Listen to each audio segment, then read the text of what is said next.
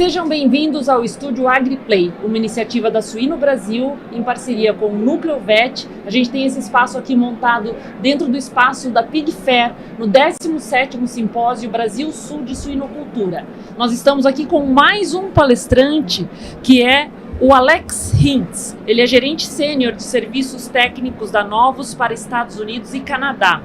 Ele fez uma palestra sobre como a nutrição influencia diretamente a resposta imunológica e o desenvolvimento dos suínos.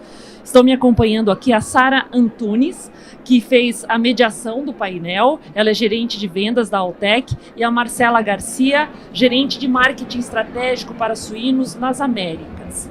E a gente vai partir agora para a primeira pergunta. Alex, é um prazer tê-lo aqui.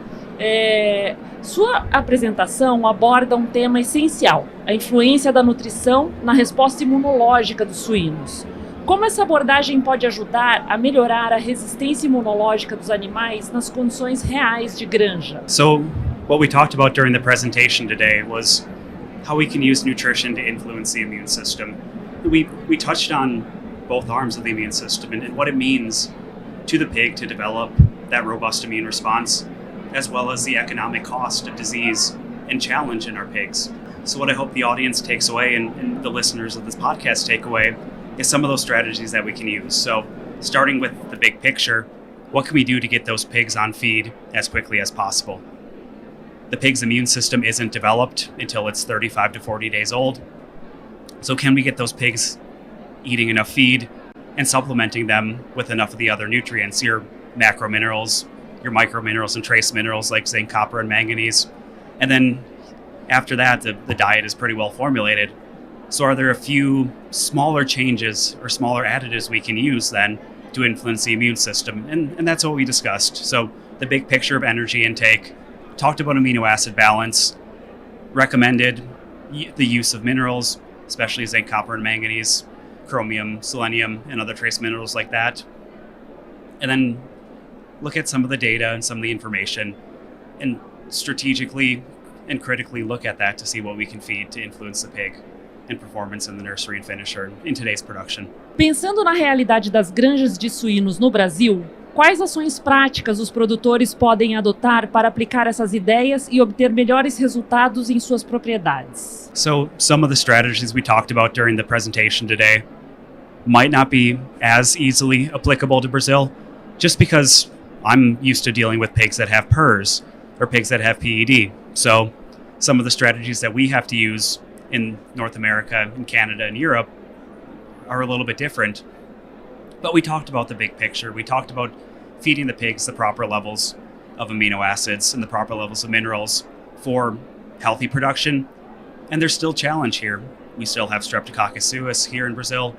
We still have E. coli here in Brazil. And those pigs are still challenged with these diseases. So being able to take all the little pieces we talked about, getting it formulated correctly, focusing on analyzing our diets and making sure what we're putting in the diets is what the pigs are actually getting. All of those strategies combined are going to help feed both in healthy situations where you might not need some of these additives or you might not need some of these strategies. But when the pigs are challenged with diseases, some of these strategies are going to be really useful for the audience. Você também mencionou o uso de evidências de medicina humana. Quais lições da nutrição humana têm ajudado a melhorar a saúde animal, especialmente de suínos? The biggest disease challenge that all of us remember over the last 5 or 6 years was the coronavirus pandemic in 2019 and 2020.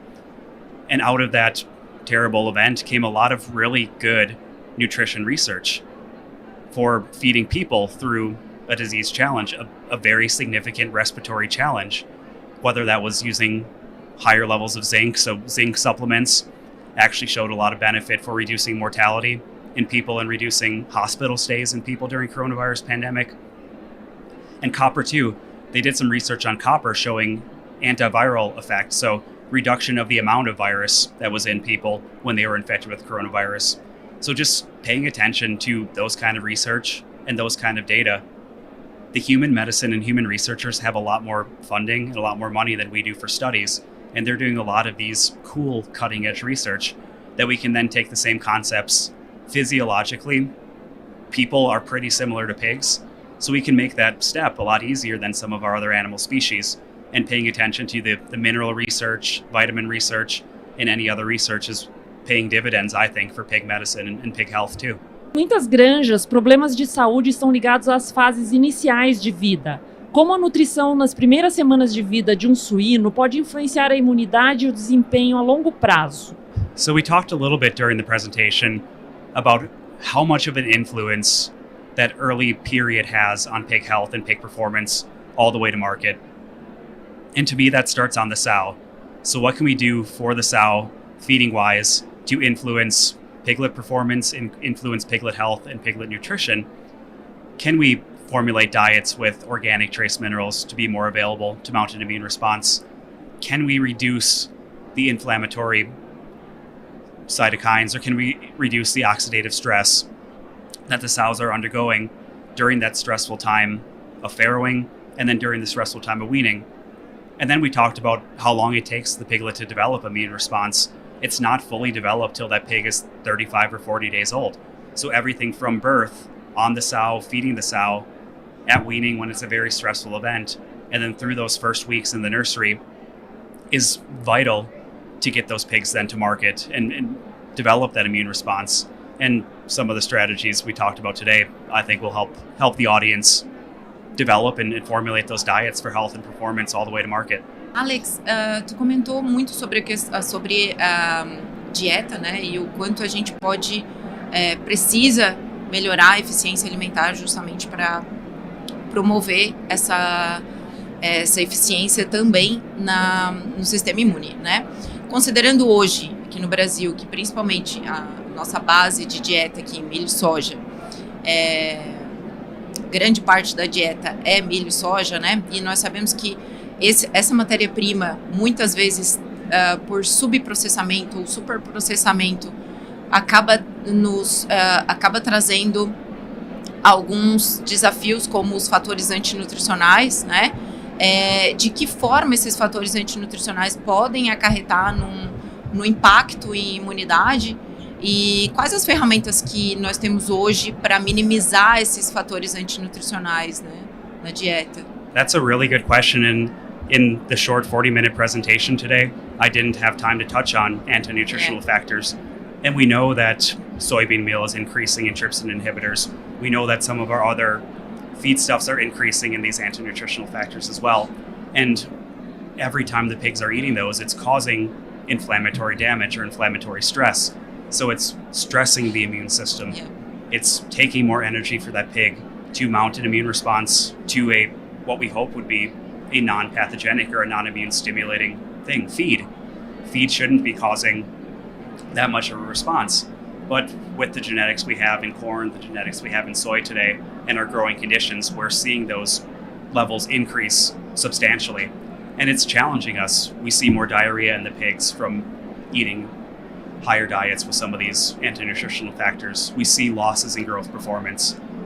And some strategies that nutritionists and veterinarians have today are just endogenous enzymes. So you have some of your proteases to reduce the trypsin inhibitor levels in the soybean, and then to help digest the proteins. You have some of your carbohydrates that are going to help the pig digest any of those other anti-nutritional factors from corn that the pig does not have its own enzymes to make.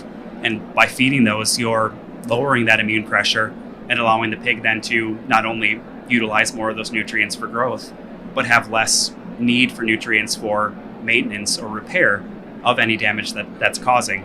So not only is it helping us on the performance side, it should be reducing that immune pressure and allowing a pig to respond to a disease challenge if it might be in that period, or a vaccine if it might be in that period. And we're seeing more and more research coming out on that in the near future. Olhando para o futuro, quais você considera serem os principais desafios ou oportunidades para usar a nutrição como estratégia para manter os suínos saudáveis e produtivos? I think a lot of the future is going to be following along the trends of what we've seen in Europe and in other countries, reducing the use of antibiotics, reducing that use of zinc oxide, kind of what Leandro was talking about in the presentation after mine.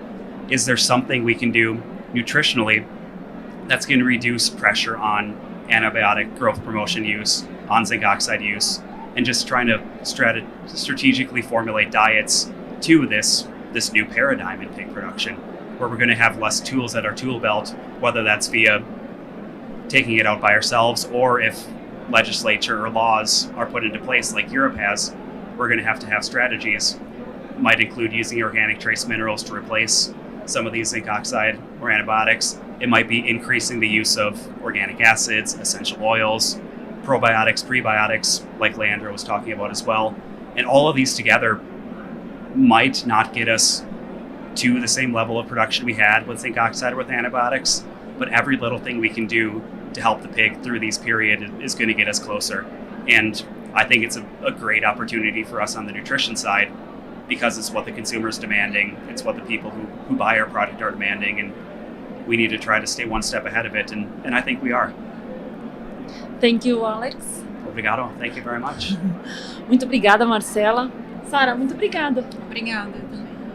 Você que nos acompanhou, não esquece de se inscrever no nosso canal para acompanhar as melhores notícias do setor.